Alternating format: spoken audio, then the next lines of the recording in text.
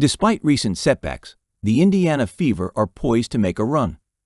The Indiana Fever will be without Caitlin Clark for at least 2 weeks, but should still have the talent advantage over their upcoming opponents. The Indiana Fever have gotten off to a lukewarm start to the 2025 season, and they'll now have to find a way to establish some momentum without their biggest star. On Monday, the Fever announced that Caitlin Clark had and will miss the next 2 weeks of action at minimum. The team was short on details, mentioning nothing about when the injury occurred and only that further updates will be given when Clark is re-evaluated. This is obviously not very good news for the Fever, especially with it coming after a heartbreaking to the New York Liberty.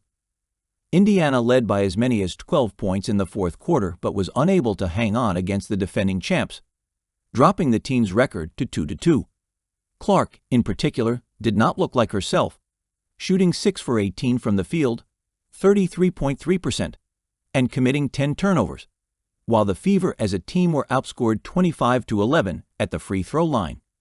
Despite the letdown against New York and Clark's injury, the Fever aren't in a bad spot.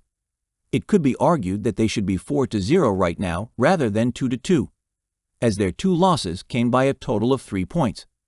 As for the immediate future, the Fever have now hit a favorable spot in their schedule, and even without Clark, they have the players to take advantage of it. Aaliyah Boston and Kelsey Mitchell are capable of carrying the Fever. One of the reasons why so many analysts were high on Indiana prior to the season was the amount of star-level talent on its roster.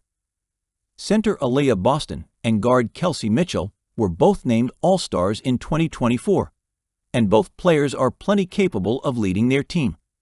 The Fever will probably be asking even more of the duo while Clark is recovering. This might involve running more of the team's offense through Boston in the post, which, through Indiana's first 4 games, has not been as much of a focal point as in past seasons.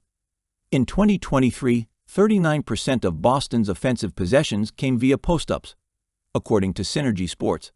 This season, that frequency has dipped to 18.3%, with head coach Stephanie White placing a greater emphasis on Boston rolling to the basket.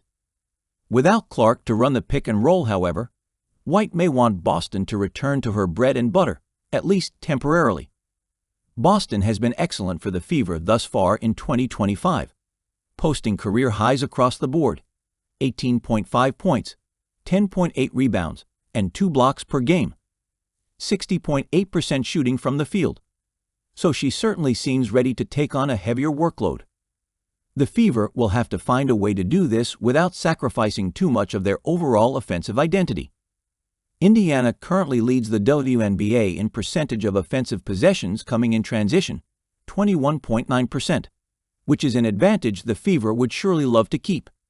It can be difficult to play at a fast pace when post-ups are a big part of a team's playbook, though, so if Boston is going to operate more with her back to the basket, the Fever's pace of play may drop. No matter what schematic adjustments the Fever make in the coming weeks, expect Mitchell to remain a big part of their plans. The 2-time All-Star has been one of the league's most dependable scorers for years, having averaged better than 17 points per game in every WNBA season since 2020, and she's definitely no stranger to carrying a large offensive burden, as evidenced by the many years she spent as Indiana's sole reliable scoring threat. Where Mitchell could be asked to do more, though, is in the playmaking department. According to, she's only assisted on 25% or more of her teammates' baskets once in her career, 2022. And since Indiana drafted Clark, she's been finishing plays far more often than initiating them.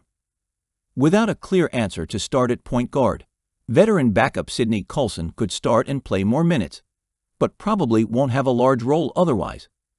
Mitchell will surely have the ball in her hands more often.